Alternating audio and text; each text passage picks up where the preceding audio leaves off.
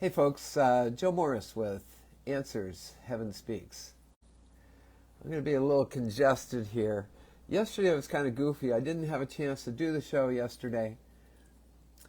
It was kind of a double whammy because my flight was delayed for 1 hour. And then when I got home, I was told that the time had changed. So I had lost an hour. And I lost an hour in flight, and then I lost an hour in time. And then I just wasn't feeling real well. By the time we had run some errands in Topeka, and we finally got back to Los Cocos, it was literally 5 minutes till 5. And I thought I would be going on at 6. But in order to stay firm with the times that are in the United States, I had to go on at 5. I couldn't do it. I just couldn't do it. I mean, I was hacking my head off. When I was on the airplane, I actually wore a mask. And it wasn't to keep from getting sick from other people. It was from keeping me from getting other people sick. So, I did have to cough a few times. So I kept that mask over my face, and I coughed and got away from people as much as I could. But it wasn't a good scene. I'm sure people weren't real happy about hearing somebody coughing on the plane, but at least I was wearing the mask. So it was kind of a brutal night last night, and you can still hear me. I'm a little congested, so things happen. And today's my birthday of all things. I'm 73 years old today. 73. Who would? Boy, oh boy, when I was 50, I thought life was over. I said, okay, I've done everything I needed to do. My kids are grown. They're all gone. And what else is there to life? That was 50. That was 23 years ago. Excuse me. Excuse me again. So anyway, my apology for missing yesterday, but we're going to pick it up again here. I'd let Marisa know that I'm going to be coming on. So what you have to understand where we are in this story now, my whole thing is bringing the story of Jesus Christ, Yeshua ben Joseph, Joshua, call him whatever you may call him, bringing it to life. And today's a real good example of that because the Urantia book gives so much backstory to what's going on. It adds so much to it. And I've seen so many Jesus movies, and they're all pretty much the same. And they're strictly straight from the Bible. And yeah, they glamorize or dramatize certain things and probably have a little bit of poetic license. But the Urantia book is a channel book, and that's what Marisa does. And Marisa now is joining me. Hopefully she'll join me today. But for now on, Marisa will come in, and we're kind of back to the very beginning when we first started. When Marisa first started channeling, and I started getting into it myself because I was an agnostic Christian. I wasn't sure. I really didn't know. And I was trying real hard. I was going to men's groups and other things and Bible study and just trying to get that feeling. Of just becoming one with Christ. And it was a real hard thing to do. And yes, I had read the Urantia book and I was amazed by it, absolutely amazed by it. But I'd also read the Bible from cover to cover many times as well, 3 times. And I just couldn't get the feeling. I just, you want that euphoria or something to come over you, or just throw it away and just don't bother with it. And it wasn't until Marisa's story, and that's well told in our book, Answers Heaven Speaks. It was our very first book. And it gives a story of my life, where I was at that time, and Marisa's life, where she was at that time, and what had happened so that she could eventually become a clairvoyant channeler. And from that, that was back in late 2011, beginning of 2012. And from that, we've just had so many sessions, many sessions, but we haven't transcribed them all. I mean, there's so much that is still up there, locked away in recording somewhere, with so much information. But we ended up writing together about 8 books, 7 books, 9 books. I don't even remember how many books we've got, because we have some in draft form right now that we haven't even published. And but our very first approach to this was called Bridging the Gap Between Christianity and Spirituality. And when we first started doing this, Christians didn't want to pay any attention to me. My pastors didn't want to pay any attention to me. They said, you can't talk to the other side. And we'd ask them, well, what would you do if you saw Jesus and Jesus was talking to you? And that usually would shut them up. In one case, the pastor said, oh, I hear Jesus all the time. And I said, well, why don't you write a book? Why don't you write a book? Excuse me. I hope I am not going to be doing this all the way through the show. So anyway, bridging the gap between spirituality and Christianity, Christianity and spirituality. So Christians weren't going to have anything to do with me. They thought I was on a slippery slope to hell by doing channeling sessions with Marisa. And then the spiritualists, people who are spiritual in nature but not religious, really didn't want to hear anything about Jesus either. So Marisa and I were like on an island. It's like we had this great big piece of gold, and we were stuck on an island with we couldn't do anything with it. We couldn't sell it to anybody. We couldn't buy any goods. Couldn't do anything. All we had was a great big piece of gold. An island with lots of coconuts. And that's what we lived on. I mean, that's literally what we thought, because there was nowhere to go with this at all. But things are changing. We're finding that the country is probably equally spiritual and Christian. Yes, there are Jews, there are Muslims of the Islamic faith. Yes, there are a lot of people who are into Buddhism, Taoism. But Christianity and Judaism is what founded our country, the United States. And it probably wouldn't have been so much with the Jews in the founding, but a little known fact is that there was one very wealthy Jew, one very, very wealthy Jew that literally paid for the Revolutionary War against England. I mean, where'd they get the money? They didn't have the money to make guns and ammunition and what have you to get their freedom. But there was one Jewish man who had a lot of money back in those days, and he literally funded the war. So we are a Judaic Christian country. And as time has slipped by, as different generations come along, they fall out of the church. They don't, they're forced into the church when they're young, and then they just don't have it in them to go to the church because they have different feelings about the church. And you're forever hearing things in the news about pastors that just do the doggonest, weirdest things, and they get thrown in jail, and then they steal all the money, and then we find out about the Catholic faith and all the priests and all the crap that they were doing and everything. And it's probably no wonder why people have lost faith basically in the church. And I myself, living down here in Mexico, I don't go to church anymore.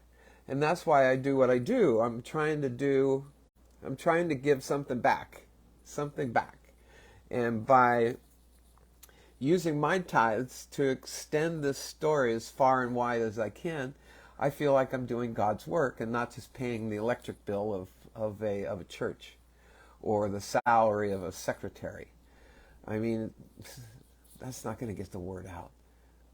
So I want to thank everybody that comes on here. We've got probably a pretty regular following of, and I don't want to talk numbers, really, because that either sounds real good or it sounds real bad, considering how vast and wide the internet is.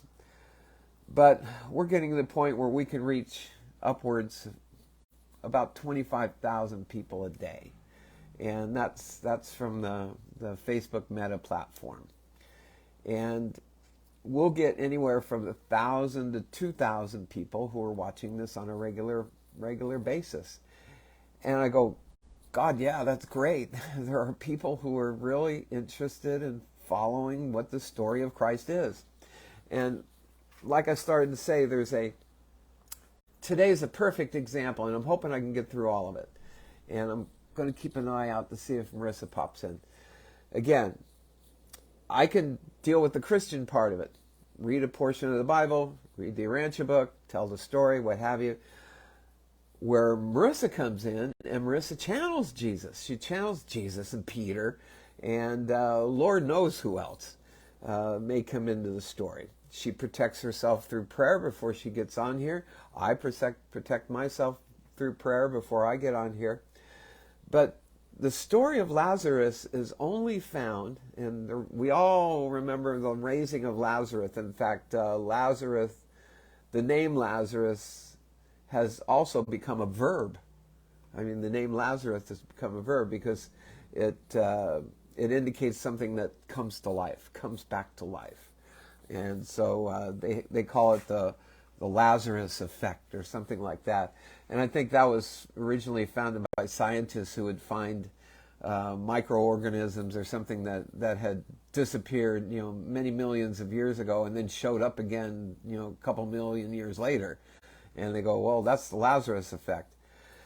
So anyway, what we're going to do, we're going to get into John 11. That's the entirety of the story of Lazarus in the Gospel, in the New Testament. I think there's maybe one reference in Luke, but it's enjoined with something else, but it doesn't give the story. So John is the only one that gives the story of Lazarus, and it's in a grand total of 44 verses. That's it. And it won't take me but 5 minutes to go through that. So we're going to go through that, and then that's going to show you how compressed the story is in the Bible. And then we're going to find out all the backstory, everything that led up to the Lazarus resurrection. And it wasn't the first time that somebody had been raised in the Bible either. And I think Elijah and Elisha, I always get them mixed up, but they're good friends in the Old Testament. And both Elijah raised a dead boy, and Elisha raised another dead boy, and they did it both the same way, by laying across the body and saying, God, raise this child, raise this child. And in both those cases, he was raised. Jesus, in a couple of his miracles, they were a little bit downplayed in the Urantia book. They're saying, they really weren't dead. They were like comatose, but one was the son, if you remember, I think the centurion, and there was another one that was the son of a servant, and Jesus had raised both of those. One was on its way to the grave. So Jesus had already raised a couple dead people, but the one with Lazarus was something different, and that's because you got to get people buried within 3 days. Rigor mortis sets in. You gotta get them into the ground within those first 3 days. And there's a Jewish custom that says that that's because there's a possibility that the person could possibly come back alive. Who knows? But by the fourth day, forget it. It's done. It's done. It's over. The spirit has left the body and done. And so that's why Lazarus was a little different, because he was raised on the fourth day and not the third day. So let's get into that. Let's just get into John 11, and then we'll get into the backstory. So this is John 11, the death of Lazarus. Now a man named Lazarus was sick. He was from Bethany, the village of Mary and her sister Martha. And in parentheses it says, this Mary, whose brother Lazarus lay now sick, was the same one who poured perfume on the Lord and wiped his feet with her hair. And we remember that. That was, probably about a month ago in our stories. So the sisters sent word to Jesus, Lord, the one you love is sick. When he heard this, Jesus said, this sickness will not end in death, No, it is for God's glory, so that God's Son may be glorified through it. Now Jesus loved Martha and her sister and Lazarus. So when he heard that Lazarus was sick, he stayed where he was 2 more days. And then he said to his disciples, if you remember right in our Urantia story, he was up in Jericho, which is just north of Jerusalem. Bethany is just southeast of Jerusalem. So when he heard that Lazarus was sick, he stayed where he was for 2 more days. And then he said to his disciples, let us go back to Judea. But Rabbi, they said a short while ago, the Jews there tried to stone you, and yet you are going to go back? And Jesus answered, are there not 12 hours of daylight? Anyone who walks in the daytime will not stumble, for they see by the world's light. It is when a person walks at night that they stumble, for they have no light. After he had said this, he went on to tell them, our friend Lazarus has fallen asleep, but I am going there to wake him up. And his disciples replied, Lord, if he sleeps, he will get better. Jesus had been speaking of his death, but his disciples thought, well, he meant just natural sleep. So then he told them plainly, Lazarus is dead. And for your sake I am glad I was not there, so that you may believe, but let us go to him. Then Thomas, also known as Didymus, said to the rest of the disciples, let us also go, that we may die with him. Thomas. So on his arrival, Jesus found that Lazarus had already been in the tomb for 4 days. Now Bethany was less than 2 miles from Jerusalem, and many Jews had come to Martha and Mary to comfort them in the loss of their brother. When Martha heard that Jesus was coming, she went out to meet him, but Mary stayed at home. Lord, Martha said to Jesus, if you had just been here, my brother would not have died. But I know that even now God will give you whatever you ask. And Jesus said to her, your brother will rise again. And Martha answered, I know he will rise again in the resurrection on the last day. And then Jesus said to her, I am the resurrection and the life. The one who believes in me will live, even though they die. And whoever lives by believing in me will never die. Do you believe this? Yes, Lord, she replied. I believe that you are the Messiah, the Son of God, who is to come into the world. After she had said this, she went back and called her sister Mary aside. The teacher's here, she said, and is asking for you. When Mary heard this, she got up quickly and went to him. Now Jesus had not yet entered the village, but was still at the place where Martha had met him.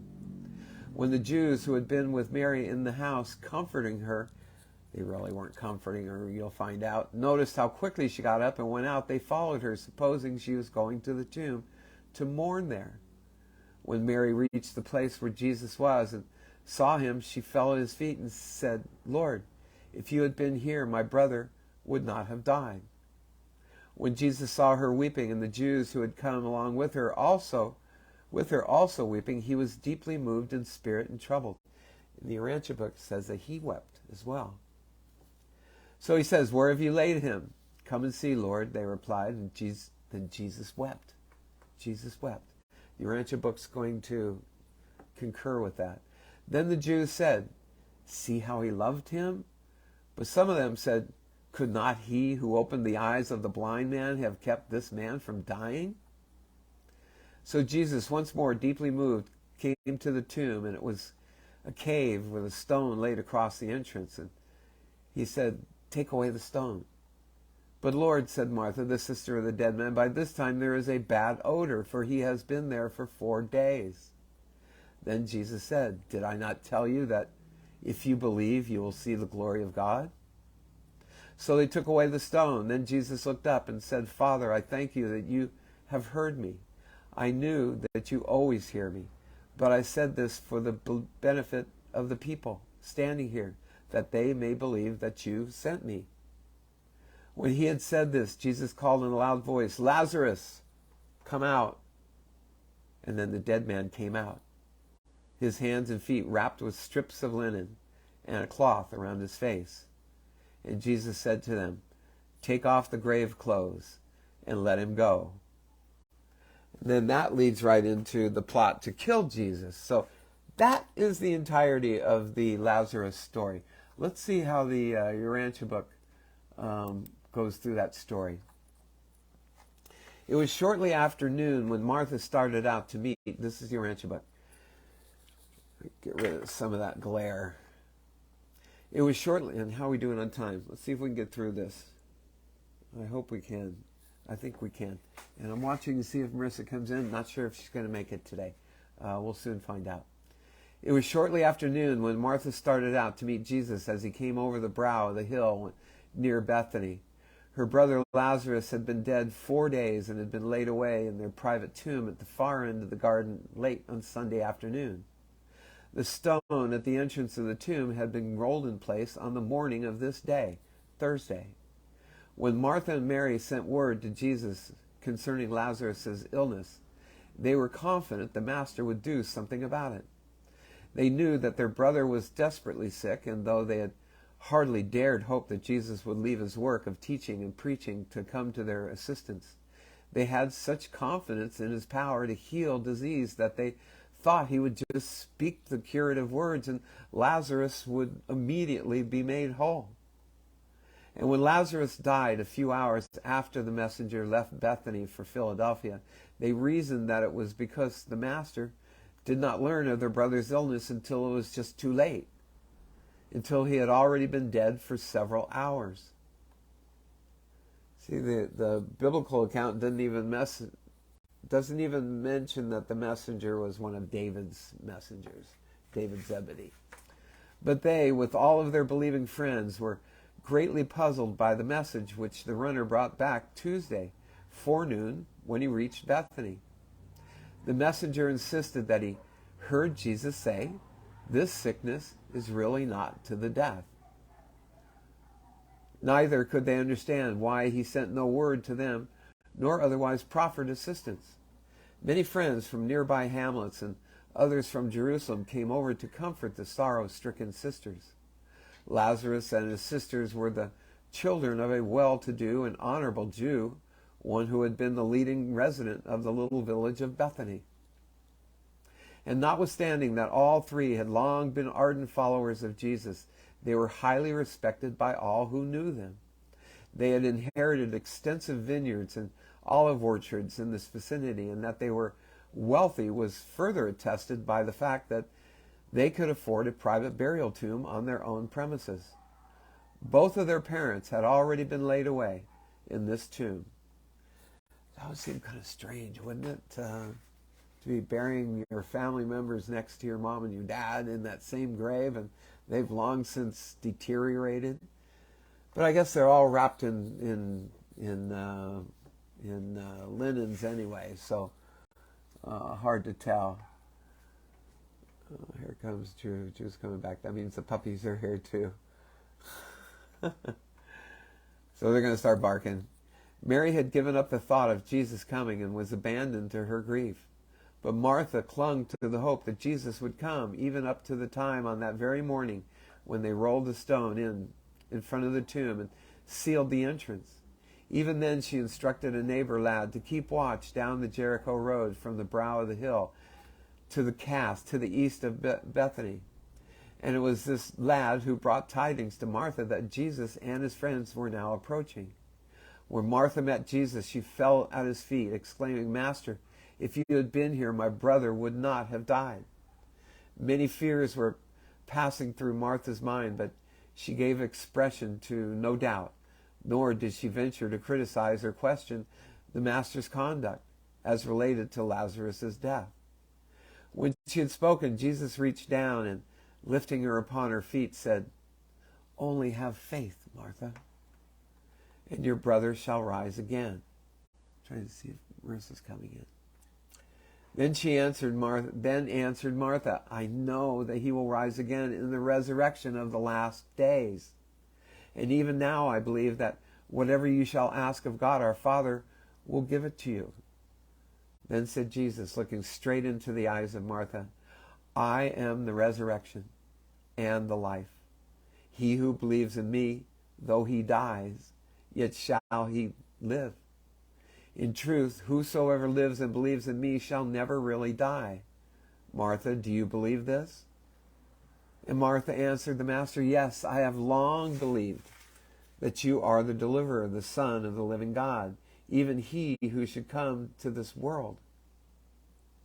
Jesus, having inquired for Mary, Martha went at once into the house and, whispering to her sister, said, the Master is here. Martha talking to Mary.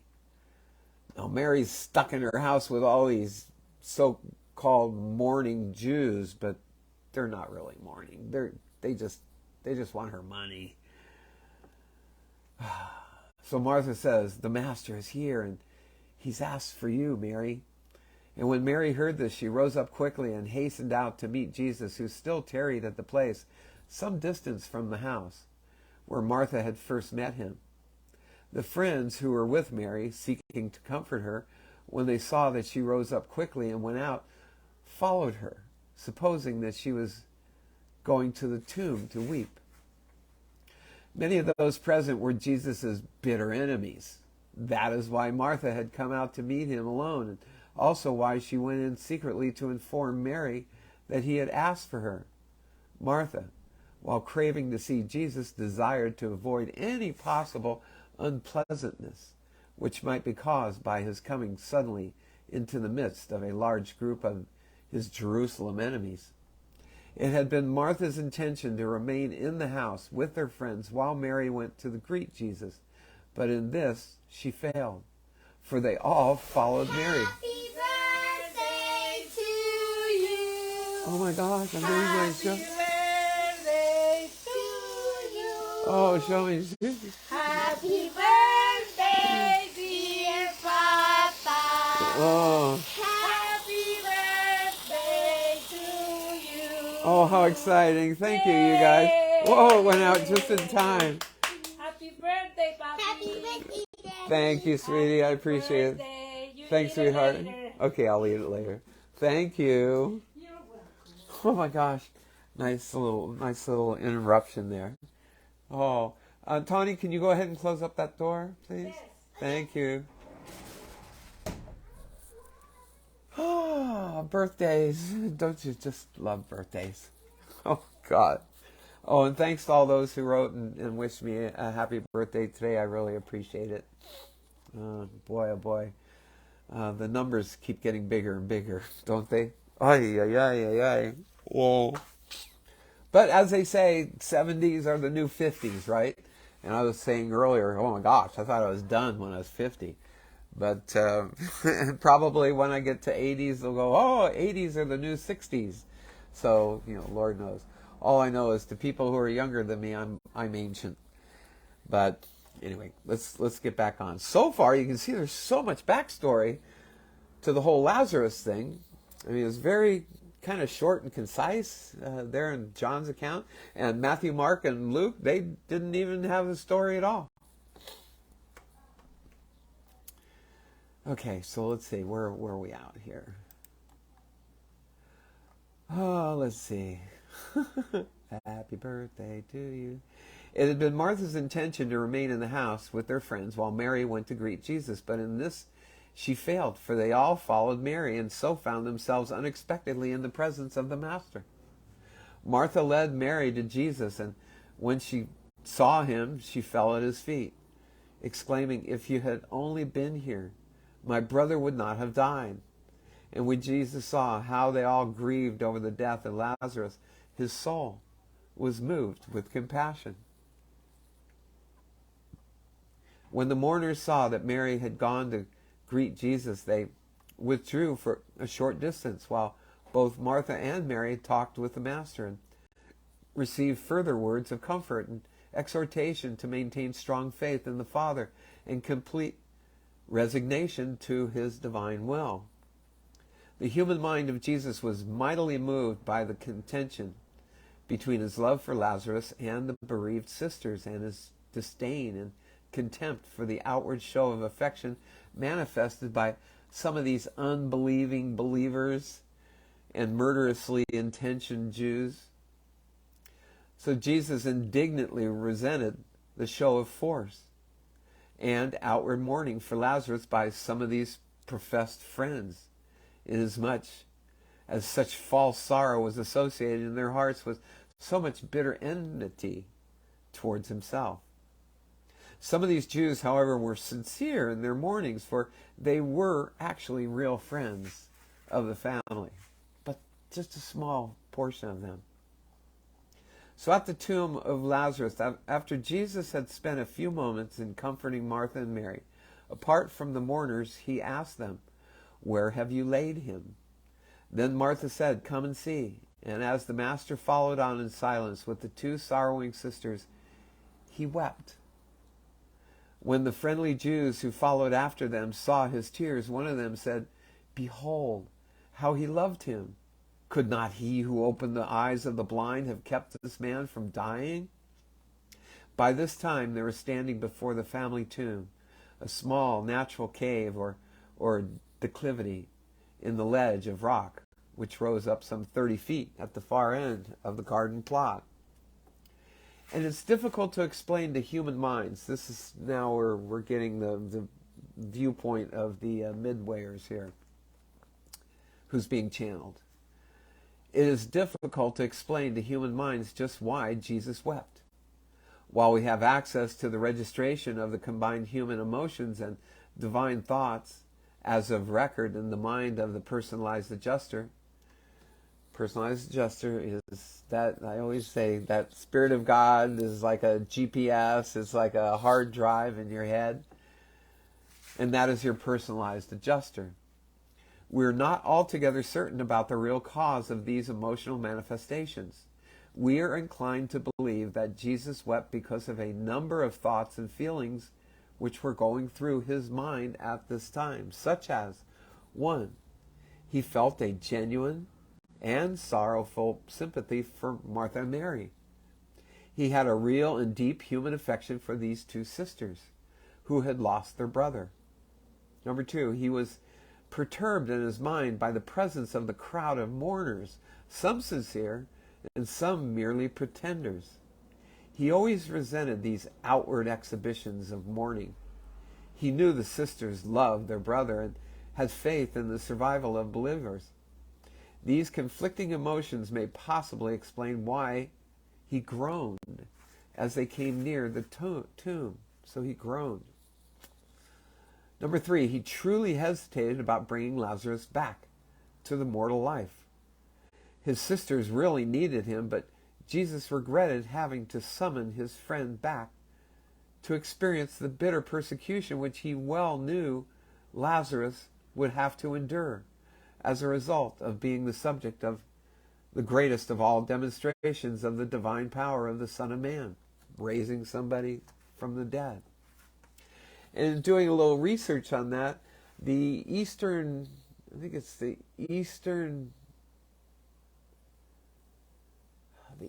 Greek Church, I think that's what it is, the Eastern Greek Church, goes a little bit deeper also in their Bible.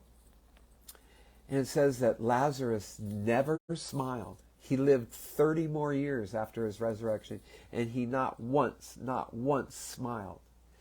Because they say that he had spent 4 days in hell.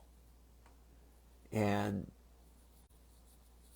he was afraid that the beings from hell would come back to him if he showed any gladness for his life.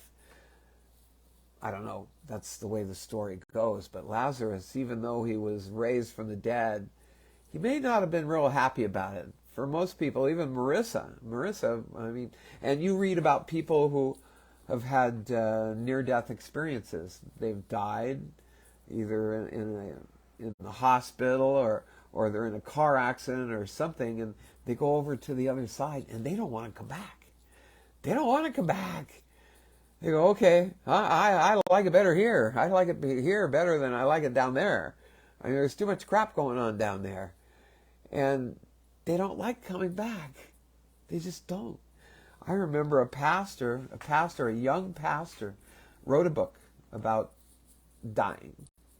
And because he was a young pastor, he had young children. He was a pastor of his own church, successful by all means.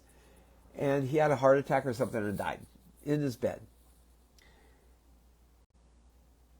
And he said it was so beautiful. He said it was just so fabulous on the other side that he even forgot about his children and his wife and his ministry and everything. There was just something so euphoric about being on the other side. He didn't even want to go back. He didn't want to go back, even though he had young children and a wife and a church and a congregation, the whole works. He didn't want to go back. So I got to believe it. And then when he went back, he knew his life had completely changed. He knew that death was not something to fear, that death was actually just the next step in our journey. That's all. It's just the next step in our journey. The sad thing is just leaving people behind. That's the whole thing. And then your friends and your families, when they know they can't see you anymore, you feel bad for them. You feel bad for how bad they're going to feel. But they're going to feel it too. They're going to eventually die too. Nobody gets away with that. But Lazarus was not a happy man. He was not a happy camper. But anyway, let's go on. And now we may relate an interesting and instructive fact. Although this narrative unfolds as an apparently natural and normal event in human affairs, it has some very interesting sidelights. While the messenger went to Jesus on Sunday telling him of Lazarus' illness, and while Jesus sent word that it was, quote, not to the death, at the same time he went in person up to Bethany and even asked the sisters, "Where have you laid him?" Even though all of this seems to indicate that the master was proceeding after the manner of this life and in accordance with the limited knowledge of the human mind, nevertheless, the records of the universe reveal that Jesus' personalized adjuster, the Spirit from the Father itself, issued orders. Personalized adjuster issued orders for the indefinite detention of Lazarus' thought adjuster on the planet. So when we die, we go through the light or whatever, and we get to the other side. That is our soul, our spirit, all passing on to the next stage. In this case, that spirit that lived within Jesus was telling Lazarus' spirit, hang around for a while. Don't go. Just don't go. Because they know what was going to be going on. And this is the way the midwayers are explaining it. So for the indefinite detention of Lazarus' thought adjuster on the planet, subsequent to Lazarus' death, and that this order was made of record just 15 minutes before Lazarus breathed his last breath. Did the divine mind of Jesus know, even before Lazarus died, that he would raise him from the dead? We don't know. The midwayers, they don't know. We know only what we are herewith placing on record. Many of Jesus' enemies were inclined to sneer at his manifestations of affection, and they said among themselves, if he thought so much of this man, why did he tarry so long before coming to Bethany? If he is what they claim, why did he not save his dear friend? What is the good of healing strangers in Galilee if he cannot save those whom he actually loves? And in many other ways they mocked and made light of the teachings and works of Jesus. And so on this Thursday afternoon at about 2:30 was the stage all set in this little hamlet of Bethany for the enactment of the greatest of all works connected with the earth ministry of Michael, our universe builder, creator. The ministry of Michael of Nebadon, the greatest manifestation of divine power during his incarnation in the flesh, since his own resurrection occurred after he had been liberated from the bonds of mortal habitation. The small group assembled before Lazarus' tomb little realized the presence near at hand of a vast concourse of all orders of celestial beings assembled under the leadership of Gabriel, and now in waiting by direction of the personalized adjuster of Jesus. Vibrating with, can you just picture this? I know I hear Marisa mention this all the time. She goes, oh my gosh, there's so many people here. There's just crowds of people here. She visually sees in her clairvoyant state, her channeled state, she sees everybody that's there, like a big crowd. Well, that's what was happening with Jesus at this time as well. There's just this big crowd of universe personalities, all headed up by number 2 in charge, and that was Gabriel. So all of them are there. You can't see him. They couldn't see him. Nobody could see him. Jesus knew they were there, because he was the creator of all of them. By direction of the personalized gesture of Jesus, vibrating with expectancy and ready to execute the bidding of their beloved sovereign. So it's these universe personalities who are the ones that have to breathe the life through their science or whatever it is they do to bring Lazarus back to life. But his spirit had not yet left his body. And that was at the request of Jesus' thought adjuster, his spirit. So when Jesus, you can see how much longer this is than the Bible account. When Jesus spoke those words of command, "Take away the stone," the assembled celestial hosts made ready to enact the drama of the resurrection of Lazarus in the likeness of his mortal flesh. Such a form of resurrection involves difficulties of execution which far transcend the usual technique of the resurrection of mortal creatures in Urantia form, and requires far more celestial personalities and a far greater organization of universe facilities. So it's a big deal. It's a big job. It's a big job is what it is, to bring somebody back from the dead. But they're all together there, all these great universe creatures, persons, personalities. They're all there, ready to do the bidding of Jesus. So when Martha and Mary heard this command of Jesus directing that the stone in front of the tomb be rolled away, they were filled with conflicting emotions. Mary hoped that Lazarus was to be raised from the dead, but Martha, while to some extent sharing her sister's faith, was more exercised by the fear that Lazarus would not be presentable in his appearance to Jesus, the apostles, and their friends. Said Martha, "Must we roll away the stone? My brother has now been dead for 4 days, so that by this time decay of the body has begun." Martha also said this because she was not certain as to why the Master had requested that the stone be removed. She thought maybe Jesus wanted only to take one last look at Lazarus. She was not settled and constant in her attitude, and as they hesitated to roll away the stone, Jesus said, "Did I not tell you at the first that this sickness was not to the death? Have I not come to fulfill my promise? And after I came to you, did I not say that if you would only believe, you should see the glory of God?" Let's see if Marisa's coming in. I don't think Marisa's gonna make it today. And how are we doing on time? Oh gosh, I think we're gonna be able to get through this. Nope, I don't see Marisa in there. So she must be busy. That's the way things are when you're a young mom. Okay, so let's see. And after I came to you, did I not say that if you would only believe, you should see the glory of God? Wherefore do you doubt? Wherefore do you doubt? How long before you will believe and obey? When Jesus had finished speaking, his apostles, with the assistance of willing neighbors, laid hold upon the stone and rolled it away from the entrance to the tomb. And it was the common belief of the Jews that the drop of gall, G-A-L-L, gall, on the point of the sword of the angel of death began to work by the end of the 3rd day. Let me read that again. It was the common belief of the Jews that the drop of gall on the point of the sword of the angel of death began to work by the end of the 3rd day. That's really funny because they don't even believe in angels, but they believe in an angel of death. Go figure. So that it was taking full effect on the 4th day.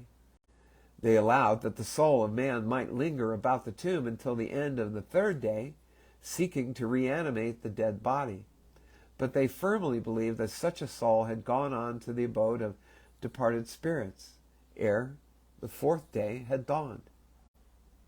These beliefs and opinions regarding the dead and the departure of the spirits of the dead served to make sure in the minds of all who were now present at Lazarus' tomb, and subsequently to all who might hear of what was about to occur, that this was really and truly a case of the raising of the dead by the personal working of the one who declared he was, quote, the resurrection and the life.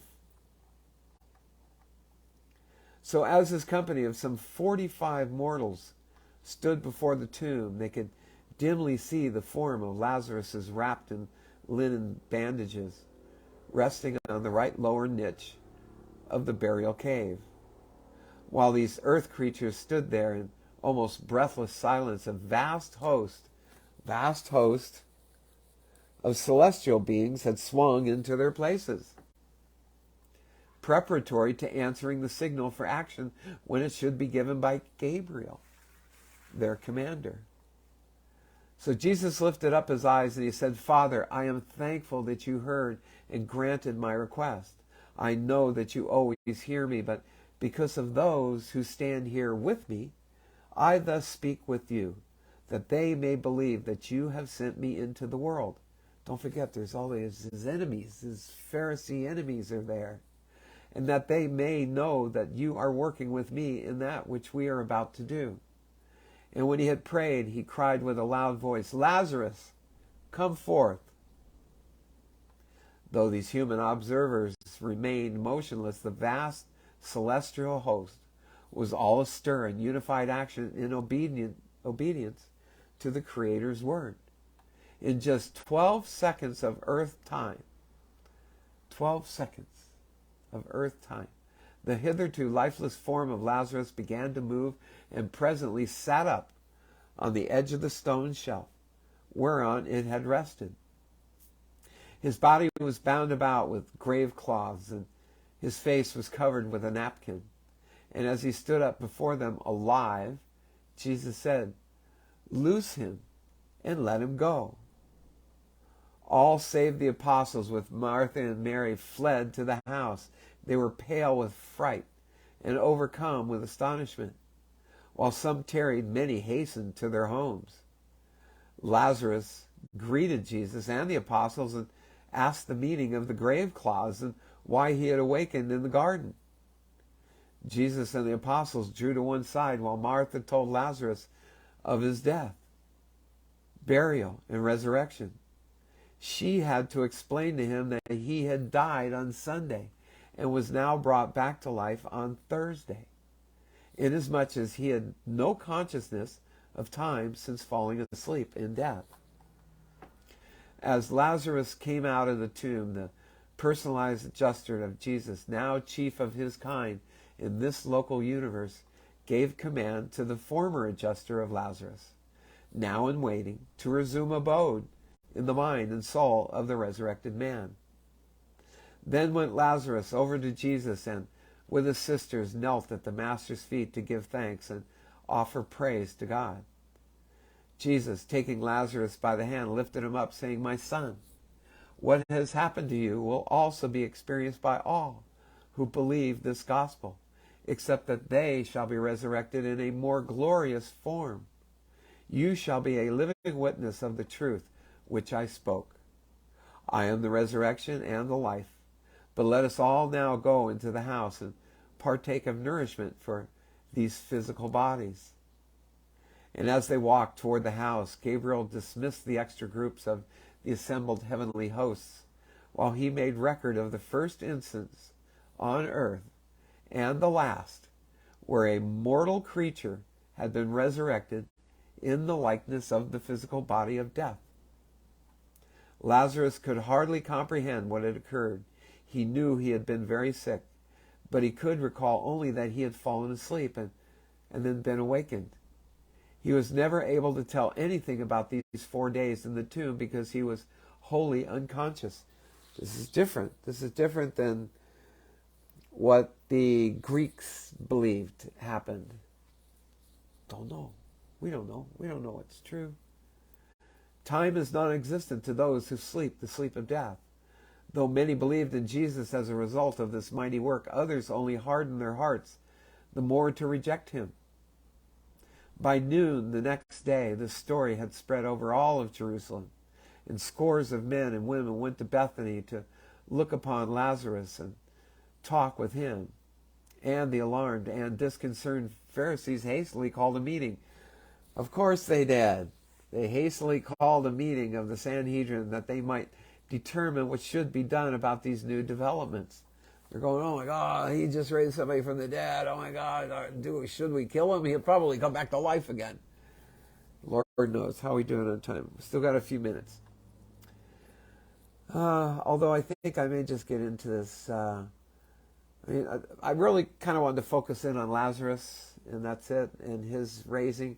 But just like in John 11, let me jump back over to John 11, because now we're going to start talking about the Pharisees again. And there he is. Jesus is back in Jerusalem. Well, he's a couple miles away, and that's it.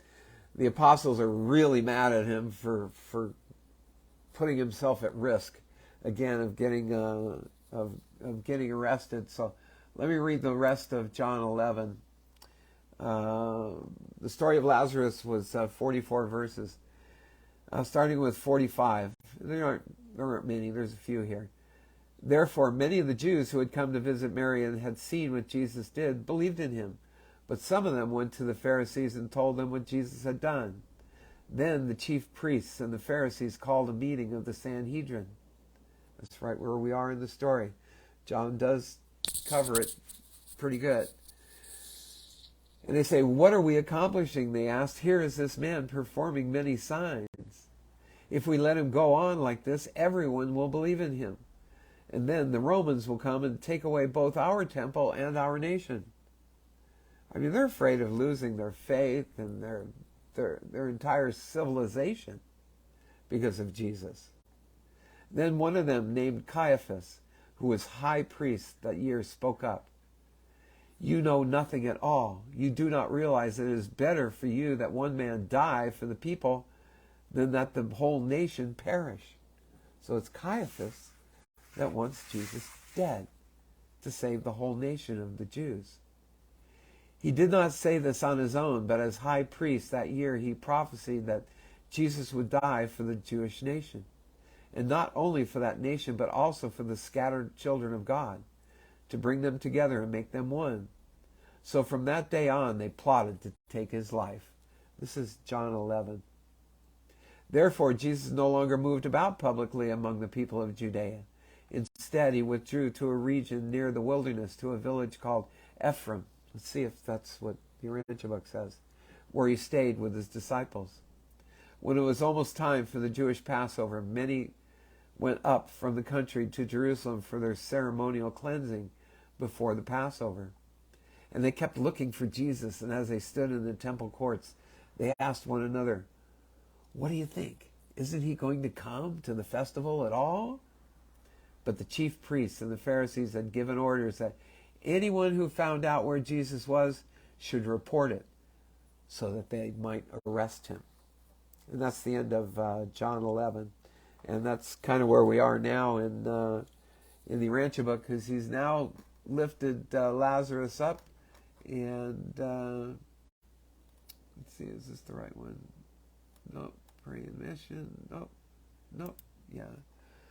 So the meeting of the Sanhedrin. Okay, we just covered that in the biblical sense.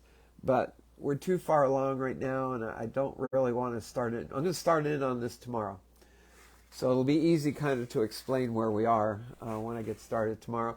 I'm sorry Marisa didn't come in today. Again, this is bridging the gap between Christianity and spirituality. And Marisa would normally, as she's done over the last couple weeks while I was in California and Nevada, I would read and give the story, and she would channel Jesus or Peter or whoever it was that wanted to add something to the story. So that's not going to happen today.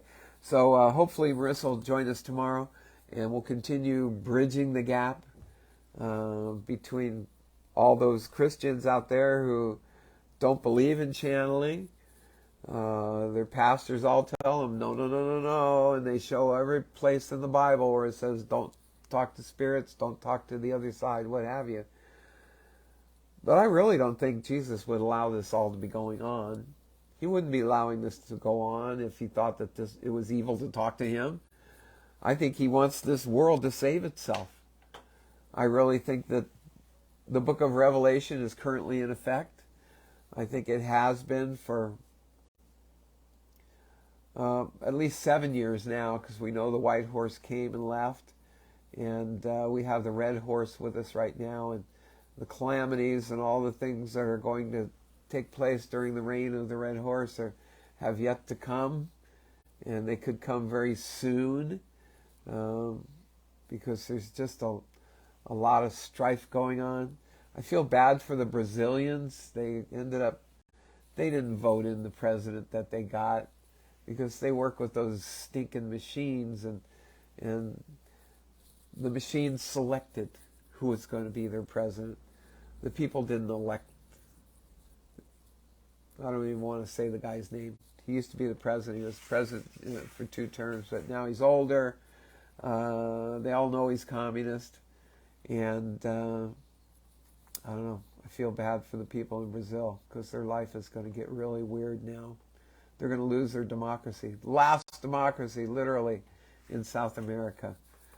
But you know what? I have a big following of people in South America that watch and listen to this. And so they're holding to the faith that they can kill the body, but they can't kill the soul. And so we have to go in faith every day that Christ lives within us, the Father lives within us, the Holy Spirit lives within us, our soul lives within us. It's pretty crowded. It's actually very crowded within us. And then outside of us, we have all the angels that are assigned to us as well. We also have family members from our soul family who are keeping an eye on you and keeping an eye on me.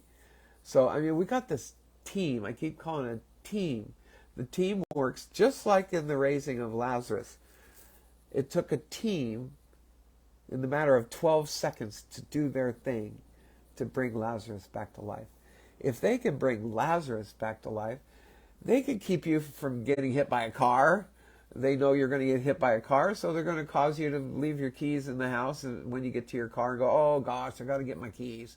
So you go back and get your keys, and you don't even know that you were saved from dying. You just don't know. You don't know. They know. We don't know. So have faith. Just have faith. No matter what you're seeing. Oh my gosh. I think Marisa might be coming in now. If I only knew where my glasses are. Let me see if that's Marisa. Let me see if she's got anything to say. Let me see. Yes. Let me see. Let's see if she comes on. Marisa, are you there? Oh, you say you've been here. Okay, gosh, I had a bunch of people watching live today. I just don't see it coming on though. Happy birthday. Yes, thank you. Thank you. I appreciate it. Oh. Well, Marisa, you're not coming on. Let's see why. Marisa Morris, approve. Ask Marisa to join the live. Yeah. Good, good. She's adding. She's being added. Let's see if Marissa's got anything to add to today. There you are. Hello. Hooray. I'm like, hello, I'm the better daughter. I'll sing louder. Oh, gosh. You must have seen Tawny and Jude. Yes, I was like, she's trying to one-up me. She can't do a Facebook post and say she's the better daughter, so she had to come in and sing during your Facebook post. That's okay. I love them to death. So I love you to death, too. I mean, you're all my family. You're all my Yes, kids. I know. I was just joking around doing my competitive thing. But happy birthday. Happy birthday. Thank you. Everyone says happy birthday here too, Jeff and the kids and everything. I'm over at the office right now. Oh, okay. On some stuff, and I'm gonna go home. But I just wanted to pop in and say happy birthday. And then I was okay. like, and remember, guys, when you're saying that you're old, and Peter says, try being 1,999 years old. Yeah, that's So right. Peter's been walking around acting like he's an old guy, saying that he's 1,000. But that doesn't make any sense if he's 1,999 years old. That means he was born after 2000, or Oh, after the Christ. Or that means that he was born after the birth of Christ or whatever. yeah, no, he was about the same age as Jesus. Jesus was born on twin was it Did he die no when he was eight 23 or eight 24? in 8 BC. He was born in 8 BC. Oh, so AD is Anto Dominion or something mm-hmm. like that. Not before Not Christ. sure what it means and why they started a new calendar, but they did. And so Jesus and Peter were born just about the same time.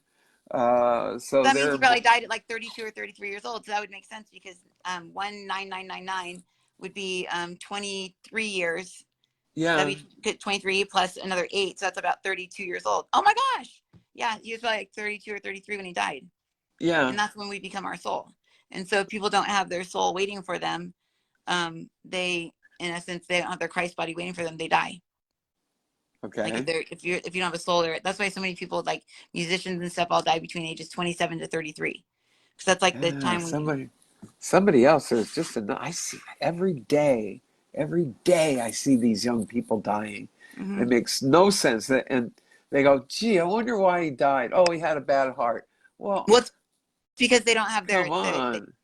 when you get to a certain point, you need to have an energy source over there, and your soul's your energy source. And if you Yeah, get or something like that and change the frequency of your whole body and your DNA changes and everything, your soul can't resonate. So it just kind of moves to the side. So you're here, your soul's there, and then you have nothing to tie into and you don't stay alive.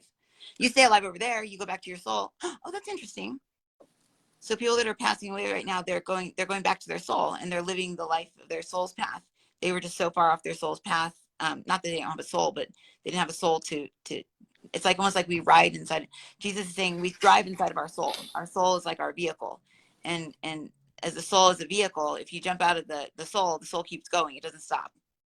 So it just keeps on going. So if you jump out and it gets far enough away and your spirit can't catch up to it and your guides can't get you back up into your little soul vehicle, then you will perish here on earth and you'll go back up there to the soul and kind of start all over.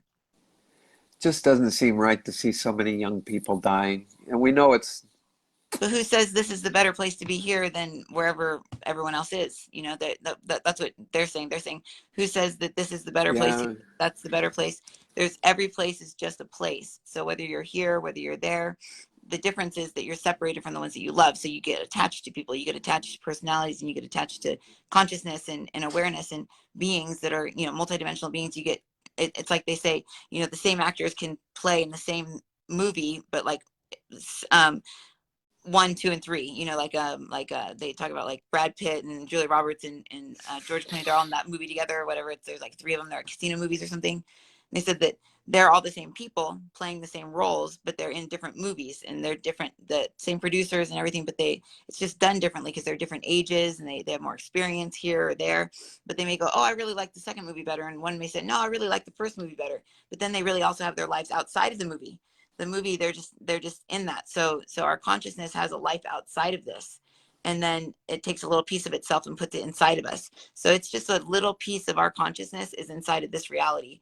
So when we leave this reality, that consciousness goes into the other pieces that are in other areas that are probably still with all the same people, the same actors, and we're probably all going to all these different movies and we're like, oh, I really like that one. And you can never, Jesus saying, you can never do a movie over again. You can't go and film a movie for the first time ever again with all the same people and have it be the exact same experience. It's going to be completely different. But the thing about the soul plane is it's the same movie. It's just going to keep on playing, and consciousness or God consciousness or Christ consciousness will just keep going in to live inside the movie and go, oh yeah, I've got free will. I've got free will. But once we break free of having no free will, which is kind of living in a movie, we can start to create our own realities and live outside of that. And so a lot of the souls are choosing to just not live in a very dense, gross, heavy reality. They said that the world right now is like heavy metal. Like they said, it's like screamo. Have you heard of screamo? me? It's No. like the worst music in the world. No offense, screamo fans. Screamo, it's like like they're just like making these horrible noises, and you're like, oh god, it's worse than the music. It's like That's crazy. they just scream. And then there's this other thing called EMDR, I think. Have you heard it? They No. go on the microphone, they chew their food in the microphone, or they go, What? or this one girl, she goes, they just make noises, What and the? people listen to it. So Jesus and Peter just said, Ay, we're ay, living ay. in a world full of EMDR and screamo. Does anybody want to live in screamo and EMDR? I can't imagine. I just can't imagine listening to something like that. The kids these days say that it soothes them and it gets rid of their anxiety. So there's all these people, and they're on TikTok going, hi. So what we're gonna do is that's what they do. It's like, You're kidding. yeah, they just make little noises, and they take like a thing, and they go like, they just make noises. It sounds like little bugs or something like that. But yeah, Peter and Jesus are saying that the world is not that desirable to live on right now because of the frequency of it, and a lot of souls that are very high vibrational souls can't hang. They're like, they came down as babies and kids to raise the vibration of the planet, and now that we've made it through the time where we were supposed to go 5D, they're like, we didn't go 5D, I'm out. So they're not necessarily, it's not like they're suffering by being gone. The ones that are suffering are the ones that they've left behind, which they know that they haven't left them behind. They're right over there with them. We're right there with them. But that piece of us that's separate from God thinks that we've been left behind, and it's hard and it's tough to lose people that we love. But they're saying that, honor people that have passed. Jesus says, honor those who have passed away, honor those who he's saying that the beauty of the story of Lazarus is that anybody has 3 days for another soul to come and say, I'll take it. I'll take it. I will be their soul. I will be their soul. Give it to me. Like, and then they'll come and they'll be the oversoul of that body. The body's died. The other soul's left. And the other soul comes. That's a perfectly good body. I'll take it. And that's basically what Jesus was showing. Did you talk about Lazarus? You were talking about Lazarus. Yeah. So Lazarus, I was kind of in channeling mode the whole time I was drawing. But he's saying that it's a demonstration of, after 3 days, your consciousness will go into your etheric body and you'll rise there. But a soul will have an opportunity to come in and give you a ride here, and that you get to stay down here. So Jesus delivered brand new souls to these people is what he was doing. Well, as the story goes, I mentioned it's a lot like you. When you're channeling and a lot of people come in, and you see a lot of people, in the time of Lazarus, Jesus had Gabriel, who's the number two in charge. Gabriel was there with a whole host of universe personalities waiting for the sign. And then within 12 seconds, bingo, Lazarus was back alive again. So there's a lot of universe personalities that are involved in the making of miracles. Yeah. What we would call miracles. And I said, well, that's like Marisa, because when she's channeling, sometimes she just sees a whole room full of people. Yeah. And I don't know how to describe them as people, or they look like people. They come creatures in like or personalities or whatever. Mm-hmm. They seem to come on to you looking almost in human form. Yeah, they do. It doesn't mean they're human. It's because I'm in a human. They say because you're in a human, you're going to see him as human. Because you're in a human, you have arms and legs. You're going to see angels with arms and legs. You're going to see fairies with wings and arms and legs. But like Gabriel looks like a big, huge lion head with like weird like horns sticking out of all around his head, and like he just looks like he spins. Well, he's number two. I mean, he is like, he's the force that created our reality. If Christ Michael created our universe, and we call him the president, Gabriel is the vice president. Gabriel he's number two. Peter goes, he's the secretary. No, I don't think secretary so. Secretary of the, not the secretary like a secretary, but like what's the secretary in like the Secretary of State? Yeah. What's that do? I don't know. The Secretary of State is the person, at least in the United States, that travels around and tries to keep the world safe. Because he meets with all the presidents and whatever or equivalents from different countries of his title to just keep the world safe. That's sounds like Gabriel, right? He went. Yeah, I guess. He met with everyone to let him know what was going on. Yeah, he's kind of like He's a deliverer of messages, and he brings, but he's the force. By him saying these things to people, it's what makes it happen. It's kind of like the thing that you fear as a psychic or an intuitive, that, you know, someone goes, oh, am I going to meet my soulmate? And you don't want to be like, oh, nah, I'm not going to tell you. It's like, well, I see that you're going to be happy, and you're going to be looking, you want to tell them something positive, you know, and not if you don't see anything positive, but, you know, and it's kind of like that fear that any psychic has. You don't want to tell anybody anything, because then they're going to grasp onto it, and they're going to be like, that's the truth. And then they're going to make it happen. So Yeah. it feels like Gabriel has to be very careful about the messages that he brings people, because they make religions out of him, or what he said and stuff like that. And Right. we try to worship everything that comes down here, and turn everything into a god, is what Peter's saying. He goes, oh mighty, oh mighty. He's like worshiping Jesus' foot, and Jesus goes, kicks him in the head. Those two. I know, they're so funny. But yeah, so Gabriel says, hold on, let me see. I'm Gabriel. I am the king of thrones, the throne of kings, the king of throne and the throne of kings. For I bring into you a frequency, a wave, a pattern, a shape, a sound, a number. For I am transported through the holographic frequencies in that which you are. For each of you are made up of millions of spirals and spiral graphs, or like that spirograph game where you Yeah. Like spiral. He's showing me spirographs. He says spirograph upon spirograph upon spirograph. And in this interweaving of the universe, this is where we can begin to place our consciousness within it. Like he's showing like somebody that is like the loom, or like the you know, they make like a blanket, or they do the wool or whatever. He says, imagine the blanket, and you're making this blanket. The blanket then lays out upon like it just hovers, you know, it's not on the earth, it's not anywhere, it's just a blanket just kind of there. He says, imagine that blanket there, and that's the foundation, that's what you have built, that's the canvas in which you've created. That canvas makes sound. So when you put something on it, like your mind or a thought, it will turn into the sound that blanket has within it. They're showing like the blanket having like a sound or a frequency. So if it has like a real high pitch and you go in it, you're going to be a real high pitch person. If it's low pitch, you're going to be like a real low pitch person. Whatever that blanket is, you are. He says that blanket is the Holy Spirit. The Holy Spirit is the creator of the reality in which you're in, because it absorbs the sounds and the frequencies that we put in it.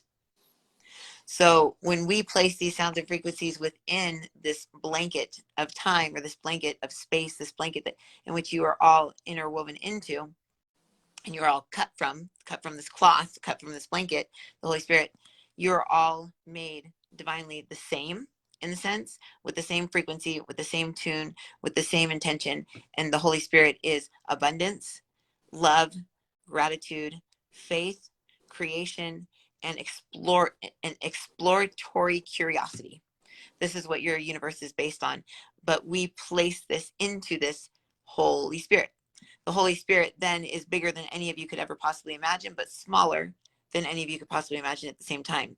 It's this big, and it's bigger than you can ever possibly imagine, but all of it, even a drop of it, is just the same as all of it together. One tiny drop is the same amplitude as the whole thing. So when each of you have this Holy Spirit within you, you can tune into this and know and understand that you will be tuned into that which is good within you. And this is something that stays, quote unquote, good in this universe. And this is something that you can lean on, and that you can know is there for you. And this is why we say, lean on the Holy Spirit. Ask for the Holy Spirit. Ask for it to blanket over you. Ask for it to bring to you what you need, and you will have exactly what you need. We'll continue to create it, to bring it, and to see it, and to know it. And in that, we will be bringing it to the world. There is a greater spirit, a great, great Holy Spirit, in the sense that is above all of us, that's created all of us. We are in its blanket, so to speak. But there's blanket upon blanket upon blanket upon blanket upon blanket. And that create wrinkles in time, that create time and space, that create this reality in which we live. It's bigger than you could ever possibly imagine. So just know and understand that you are part of a vast, vast, vast universe. But at the same time, the only important thing right now is to have fun, enjoy your life, enjoy those that you love, be with those that you love, do the things that you enjoy, and don't do things that you don't enjoy. Don't do things you don't enjoy in the sense that you're hurting yourself or you're hurting others. Make sure that you find the joy in life, and make sure you hang on to that tightly, and just know and understand that you are here to enjoy your life, to joke around, to laugh, to play, and to not take things so seriously. We bless you. And Peter said, what did you do? Very interesting. He just spun off and like danced away. I think that's kind of a universal message that I think we've always gotten. That if somebody says, what is the meaning of life? Mm-hmm. The meaning of life is to enjoy this gift. Well, some people will say it's to work hard, it's to make money, it's to, like people will say different things depending on who you're talking to. Well, sometimes making money is enjoying life. Some people like to make money because they like to do good things with it. Yeah. As Jesus said, he says there's no harm in wealth. It's what you do with it. I enjoy what you do with it, or if you're living for it. If you're living for that wealth, then you're all screwed up. Mm-hmm. But I can just think back. I mean, I didn't despise working, and I enjoyed making money when I made the money. Mm-hmm. I think the worst part of my life was when I had the most money, unfortunately, because then I started going, oh my God, I don't want to lose it. I don't want to lose it. Once you get to the point where you go, oh my God, I'm going to lose it. I'm going to lose it. Well, what do you say? You start focusing. Whatever you focus on is what's going to happen. Mm-hmm. And it was terrible. I wasn't. Well, I've always tried to be somewhat generous, even when I was lacking in funds. But anyway, no. The whole thing about life is to just enjoy it, be happy, be grateful for the children you've got, and the parents you've got, and the friends that you've got, and the walk of life that you've got. I feel bad for those that are in such a funk that they can't find happiness. They need to have the Holy Spirit within them, and they need to get rid of the thought of, they need to ask for the fabric of their existence to show them what it feels like to just be them without being them. Because the people that are in the funk are stuck in identities. They're like, I'm this political party, I'm for this candidate, I'm for this medicine or not medicine, or I'm against this, or the world's going to come to an end if this happens, or whatever. It's like the world may be coming to an end, but there's going to be the people in life that know how to have fun while the world's coming to an end by not even focusing on it. They'll just enjoy their family and their friends, and they'll just pretend like there's not bombs going off outside, or whatever. It's everyone focusing on the outside, they're saying, is what causes people to be in a funk. Focusing on the fabric of life inside of us is what brings us pure bliss. Wow. That's a good message to the end. Well, it's hard to convince somebody that's in such a dire funk. I mean, I remember when I was losing everything. I mean, everything. I was living up in San Marcos at that time. It was even after you had left me and gone off your way. I was constantly in a funk. I would get up early in the morning and I would read all these inspirational books, and I'd read the Bible and all these other things, and I just couldn't find the happiness. I just could not find the happiness. And be honest with you, I finally started finding happiness when something told me, well, stop paying your bills, stop paying for your house. It's a waste of time. Just let the bank have it back. And that was in 2009, and I was ready to live under a bridge somewhere. And I just was not happy. Everything in my life had gone kind of haywire. And I don't know. I think just by that mere fact, I just, something within me said, just can it. Don't try to save it anymore. Just go about living your life. And I did. I stopped paying on that. And the money I started making, I just started saving. I ended up in 2011 buying my condo in PV. I was very happy about that. And then eventually I made up enough to buy my house in Los Cocos as well. And I was playing golf almost every day. Every day I was thoroughly enjoying my life. No, I don't golf anymore, but I thoroughly enjoy raising a child down here in Mexico. Yeah. If Tawny wasn't in my life, I'd probably be spending a lot more time in California and probably golfing with my friends.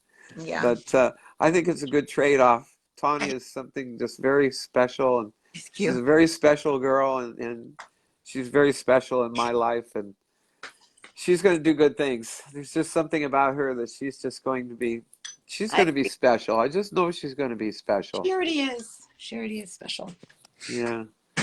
So anyway, you got anything else to talk about I today, don't or have otherwise? anything else. They had the Holy Spirit thing they wanted to say, and they said the thing about the souls. No, they actually came through with a lot of stuff. And then I'm going to go home to my kids who are probably dying for mommy to come home because they know I'll give them a piece of candy.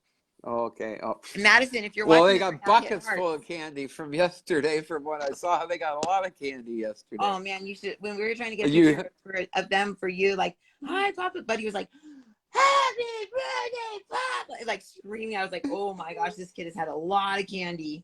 He was like, it's just like all ramped up on, and he wouldn't stop. He was like, my mission is candy, and he kept going and going. He went and emptied his bucket at home and went and got another bucket full of candy. oh God. He was on a mission. Well, good luck with that. That sugar Yeah. high is gonna. We're gonna hide it. We already hid the candy, but that's why I'm sure they're waiting for me to come home so that they can be like, Mommy, can I have a piece of candy? Well, go I'm home. sure I know I brought because Tanya is so upset because they don't have Halloween down here in Mexico, and it's probably good that way because Halloween's creepy. yeah. They call it Dia de Muerto. Yeah. It's a day to it's like a 3-day period from Honor. Halloween till November 3rd or something like that, where they honor the dead. So you'll see a lot of people down here at the mortuaries, at the grave sites, bringing lots of flowers and things to their dearly departed. So I brought her a bunch of candy. I brought her a bunch of 99-cent store candy that isn't 99 cents anymore, Oh and yeah. everything's going up. And I brought her that, so she got a bunch of candy. She's got a bunch of candy, but we don't let her just dive into it. We're like you. Okay, you can go have one now. Yeah. And that's it. So it's going to last her for a while. So anyway, Mommy, go home. Go take care of your children. Thank you for popping in today. And I just caught this cold. It's I know. I just just noticed your nose crazy. is all stuffed up. I know. I'm all stuffed up, and I got this cough. If I start coughing, I can't stop coughing. Me and Madison both had a stuffy nose today. Oh gosh! I So hope I didn't give you something. We may have all just caught it at the exact same time. Well, I think it's going around. I think there's some flu bug or something going around. You know, people get the yearly in their arm and shed it all over everyone. Yeah, they give you the stinking thing. They inject How can they go, okay, let's see. We're going to give a bazillion people the arm. Because we know which virus is going to be coming this year, so we're going to protect them. BS. They give it. They give it so that people can spread it, so that they can go buy cold medicines and things like that. There was no flu last year or the year before because they didn't put it into society. So we'll cut that out. That's all right. No, we didn't go outside of our bounds too much there. Anyway. So anyway, well, listen, go home, take care of your family. Okay. And thank you, everybody. I'm Joe Morris with Answers Heaven Speaks. Bye, Pooker. All right, bye, Papa. Love you. I love you too. Tell Tanya I said hi, and Drew I said hi, and I love them. I will. I'm like, is that Drew? I'm like, that's not Drew. That's Tiffany in the background. Great. Well, say hi to Tiffany for me. Okay, bye, Papa. Love you. Bye. Go ahead and get out. I'll say hi. We had a bunch of people in here live today. All right. And thanks to so many others that will be coming on later as well. So go ahead. I gotta get you out of there to see everybody. There she goes. So let's see who came in. We had a lot of people in here today. Julia, thank you, Julia. Reese, thank you. Marisa Sandoval, thank you. Julia again, Maria, Gleva, Tiffany, hi Tiffany. Marisa, Natalie, what'd I do? Ben, thank you for hopping in there. Sheila, who else? We got Julia again, Marissa, Anna Maria. Lots of Marissa saying, I'm here. Yes, I'm here. Julia, thank you. Marissa. Oh gosh, all these. Anna Maria again, thank you. One word things. If somebody was asking a question, I'm trying to see. A lot of Glenn and Marissa. Shireen, good to see you, Shireen. Anna Maria again. Gladys, Elvira. Bravo, Galarza. Thanks, Gladys. I appreciate it. Sarah, Julia, Sarah. And good, we had a bunch of people in there today. And thanks again. That's just a little sampling of who end up watching this. And again, as you can see, I'll come across with a Christian message and a story about Jesus. And Marisa adds a little spice to it. So again, it's bridging the gap between Christianity and spirituality. And we learned a little bit from Gabriel today. So anyway, y'all have a good Tuesday. I was going to say Monday, but I missed the show yesterday. Have yourself a good Tuesday night, and do what Gabriel said. Just be happy. Find a way to be happy. Just happy. That's what our whole life is supposed to be. We're supposed to find the good in this dualistic society, dualistic nature of our earth. There's good and evil. That battle takes place up in the ethers every day. And the bad guy wants your soul, and the good guy wants your soul. And your life would just be a whole lot better if you always reach out for the good in life. Reach out for the good in life. Don't be chasing the bad. And there's a big difference, and the difference between good and bad. So that's it. Joe Morris, Answers Heaven Speaks. God willing, I'll be back here tomorrow, and maybe I won't be as stuffed up as I am right now. So God bless. I'll catch y'all. Have a good night. Have a good Wednesday. Tomorrow's Wednesday? Yeah, I guess if this is Tuesday. Yeah, Marisa, I don't know how much Marisa will be able to get in here tomorrow because she does do a show over on Patreon. But anyway, we'll see what happens. All right. Take care. God bless. We'll catch you next time.